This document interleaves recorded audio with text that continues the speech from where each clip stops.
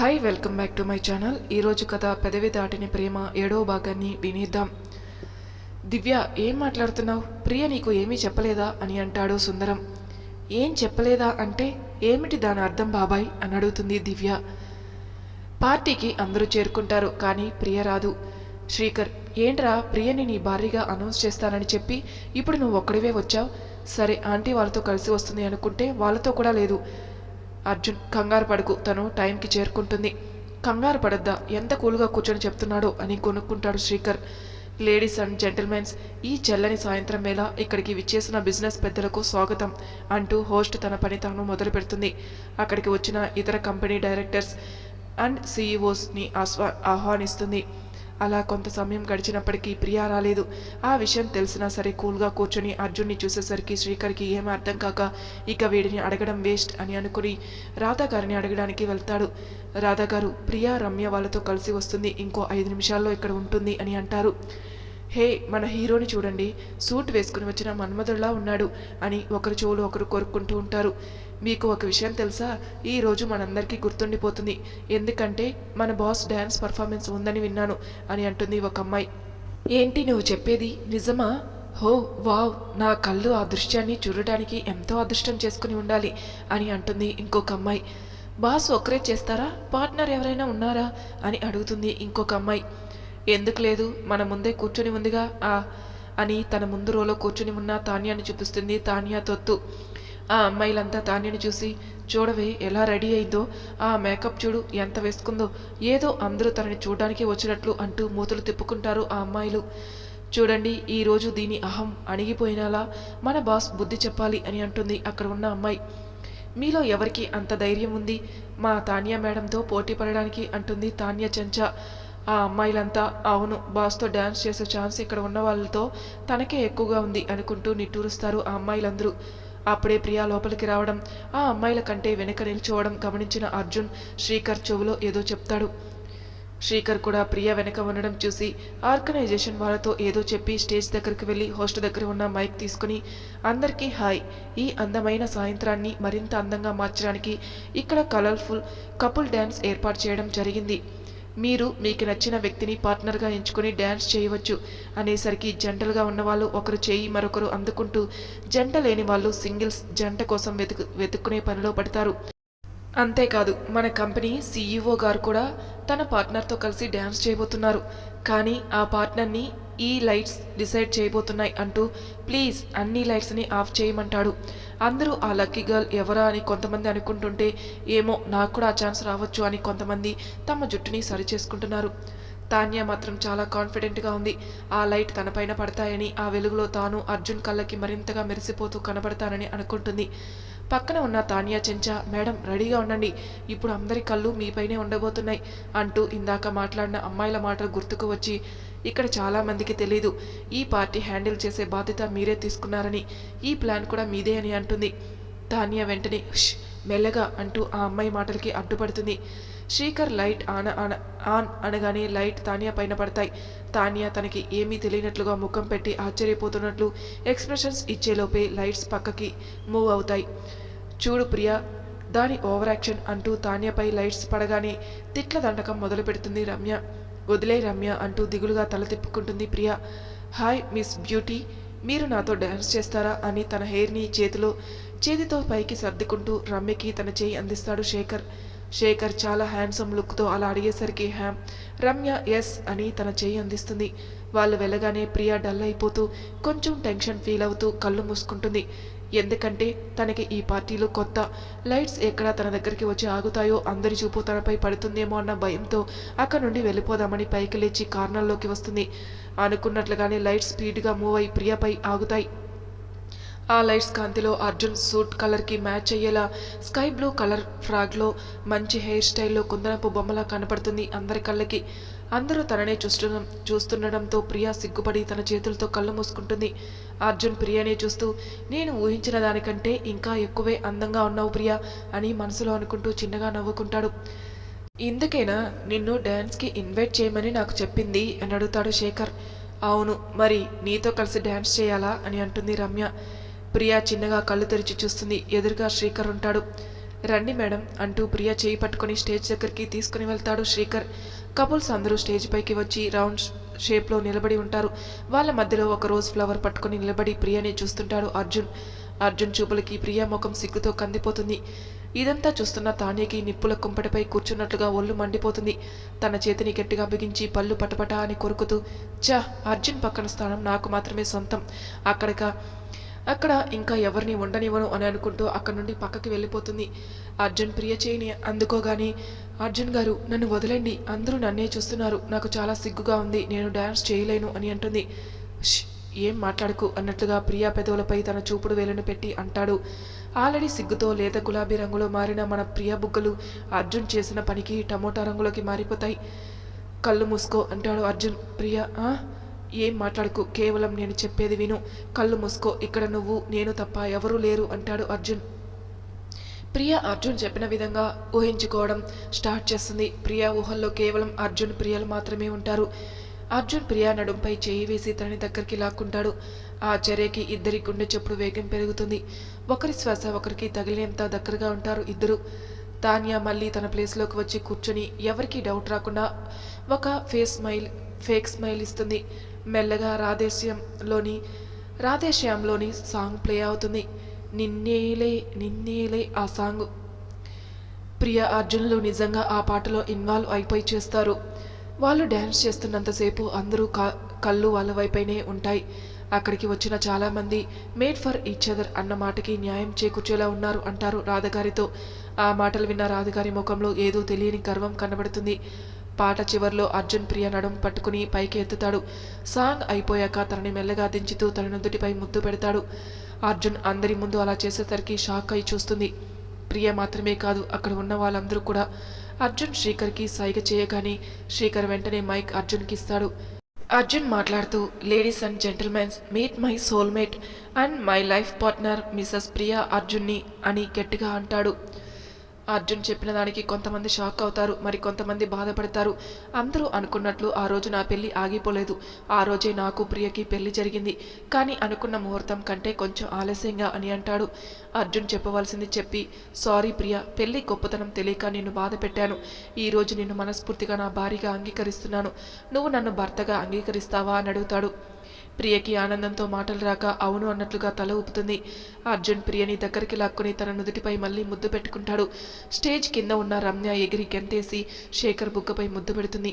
రమ్య చేసిన పనికి శేఖర్ కూడా షాక్ అయిపోతాడు. ఏం చెప్పలేదా అంటే, ఏమిటి దాని అర్థం బాబాయ్ అని అడుగుతుంది దివ్య. అంటే ప్రియ ఏమి చెప్పలేదేమో, ఇప్పుడు నేను ఈ విషయం దివ్యకి చెప్పడం కరెక్టేనా అని అనుకుంటాడు సుందరం. ఏంటి బాబాయ్ ఏమీ మాట్లాడవు అని అడుగుతుంది దివ్య. అది దివ్య మరి అని సుందరం ఏం చెప్పాలో తెలియక తడబడుతుంటే, జాను మీరందరూ వచ్చేసారా అని బయట నుండి లోపలికి వస్తూ అడుగుతారు ప్రతాప్ గారు. దివ్య వెంటనే, అంకుల్ మీరు జాను మెసేజ్ చేసిన విషయం నిజం, వాడు బెయిల్పై రిలీజ్ అయ్యాడు అని అంటారు. ప్రతాప్ గారు అలా చెప్పేసరికి దివ్య షాక్తో మాటలు రాక అలా ఉండిపోతుంది. అయినా వాడికి బెయిల్ ఇచ్చినప్పుడు సిటీ దాటకూడదు అని కండిషన్ పెట్టి ఉంటారు కదా అంకుల్ అని అడుగుతుంది అను. అలా అయితే వాడు ఏం చేసినా మన కళ్ళు దాటిపోలేదు. అయినా డాడ్ మీరు ఉండగా వాడికి బెయిల్ ఇచ్చేంత ధైర్యం ఎవరికి ఉంది అని అడుగుతుంది జాను. ఆ మాట వినగానే దివ్య కూడా, అవును వాడికి నా అన్న వాళ్ళు ఎవరూ లేరు, మరి వాడికి ఎవరు బెయిల్ ఇచ్చారు అనుకుంటూ ప్రతాప్ గారి వైపు చూస్తుంది. జాను కాస్త ఆగు, నన్ను చెప్పని అని అంటూ, నేను డిపార్ట్మెంట్ పని మీద ఢిల్లీ వెళ్ళవలసి వచ్చింది. అప్పుడే వాడికి బెయిల్ దొరికింది. పైగా అది ఇక్కడ వాళ్ళ పని కాదు, ఎవరో ఒక అమ్మాయి హైదరాబాద్ నుండి వచ్చి బెయిల్ ఇప్పించింది. వాడు బెయిల్ దొరకగానే కొన్ని రోజులకే సిటీ నుండి పారిపోయాడు. ఇప్పుడు మా టీం హైదరాబాద్ వెళ్తున్నారు. మా అంచనా ప్రకారం వాడు కూడా ఆ అమ్మాయితో పాటు అక్కడే ఉండాలి అని అంటారు. హైదరాబాద్లో ఉన్నాడా బాబాయ్? ఇక్కడికి వచ్చారంటే అక్కడ అక్క పరిస్థితి ఏ పరిస్థితిలో ఉందో ఏంటో అని టెన్షన్ పడుతుంటుంది.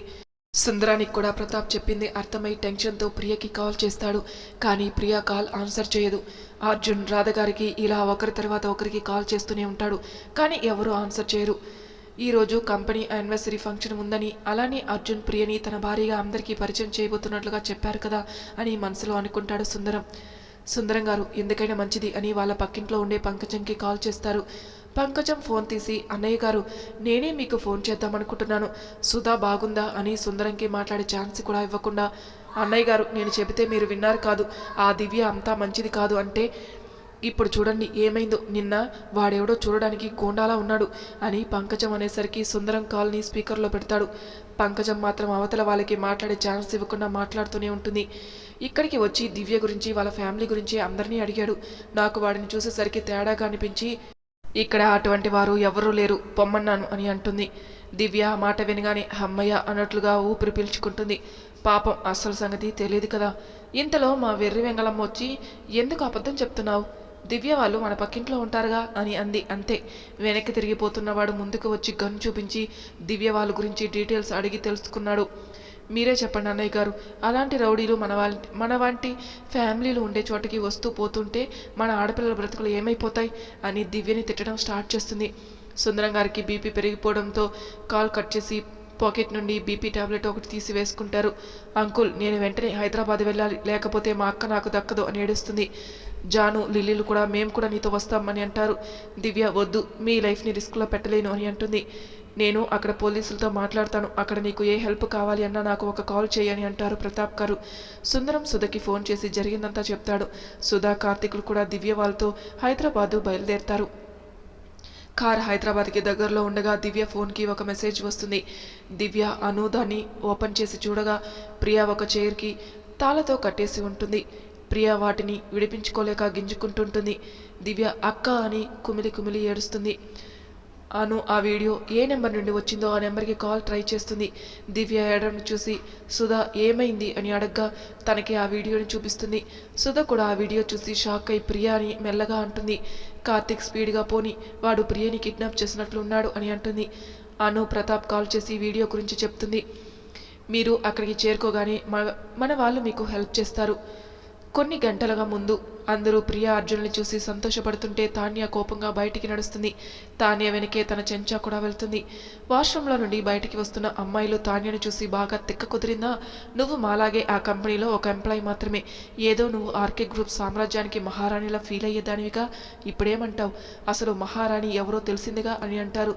తాన్య వెనకే వచ్చిన అమ్మాయి ఇప్పుడు అక్కడికి వెళ్తే తాన్యకి సపోర్ట్గా మాట్లాడినందుకు తనకి అవమానాలు తప్పవని అక్కడి నుండి వెళ్ళిపోతుంది. తాన్య లోపలికి వెళ్ళి ముఖంపై నీళ్లు చల్లుకుంటూ, నిన్నటి వరకు నా ముందు మాట్లాడడానికి కూడా భయపడేవాళ్ళు ఈరోజు నన్నే ఇన్సల్ట్ చేస్తున్నారు. దీని అంతటికీ కారణం ఆ ప్రియని. నువ్వు మహారాణివి అంటే నా కాలి గోటికి కూడా నువ్వు సమానం కాలేవు, అలాంటిది నేను ఉండవలసిన ప్లేస్లో నువ్వు ఉంటావా అని అనుకుంటూ వాష్రూమ్లో ఎవరూ లేరని అనుకుంటూ ఎవరికో ఫోన్ చేసి ప్లాన్లో ఎటువంటి మార్పు లేదు, నేను ఏదో విధంగా ప్రియ బయటికి వచ్చేలా చేస్తాను, తర్వాత ఏం చేయాలో గుర్తుందిగా అని అంటుంది. కొంచెం మేకప్ వేసుకుని మళ్ళీ లోపలికి వచ్చి ప్రియా ఎక్కడుందో చూస్తుంది.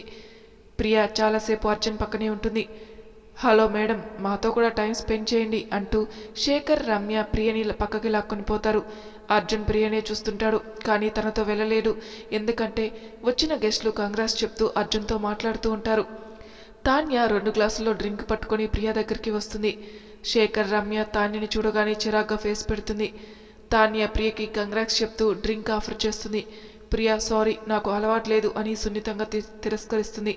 తాన్య అతి వినయం నటిస్తూ ప్లీజ్ అలా నన్ను హర్ట్ చేయకండి, ఓన్లీ ఒక్క సిప్పే అని ప్రియా చేతిలో బలవంతంగా గ్లాస్ పెట్టబోతుంది. ప్రియా తన చేయి వెనక్కి లాగే సమయంలో కొంచెం డ్రింక్ ప్రియా ఫ్రాక్ పై పడుతుంది. తాన్య సారీ, చూసుకోలేదు. వద్దు అని అంటే అర్థం కదా, ఎందుకు బలవంతం పెడతారు అని చిరాగ్గా అంటుంది రమ్య. రా ప్రియా, వాష్రూమ్కి వెళ్ళి క్లీన్ చేసుకుందాం అని ప్రియని తీసుకుని వెళ్తుంది. వెళ్ళు, నువ్వు అక్కడికి వెళ్ళడమే నాకు కావాల్సింది అనుకుంటూ తన చేతిలో ఉన్న డ్రింక్ తాగుతుంది తాన్య. ప్రియా వాళ్ళు డ్రెస్ క్లీన్ చేసుకుని వచ్చే టైంలో రమ్యని ఎవరో తలపై స్పృహ కోల్పోయే విధంగా కొడతారు. రమ్య గట్టిగా అరిచేలోపు తనపై క్లోరోఫామ్ స్ప్రే చేస్తాడు ఆ వ్యక్తి. తర్వాత ప్రియని మాత్రమే కారులోకి ఎక్కించుకొని అక్కడి నుండి వెళ్ళిపోతాడు. వీళ్ళు ఎంతసేపటికి రాకపోయేసరికి శేఖర్ అక్కడికి వచ్చి చూస్తాడు. రమ్య కింద పడిపోయి ఉండడం చూసి గట్టిగా కేకలు వేస్తూ అందరినీ పిలుస్తాడు.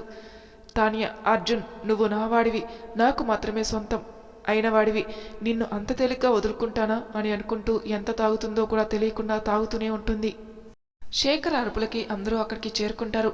రమ్య స్పృహ లేకుండా పడి ఉండడం చూసి అందరూ కంగారు పడతారు. రాధగారు రమ్య ముఖంపై నీళ్లు కొడతారు.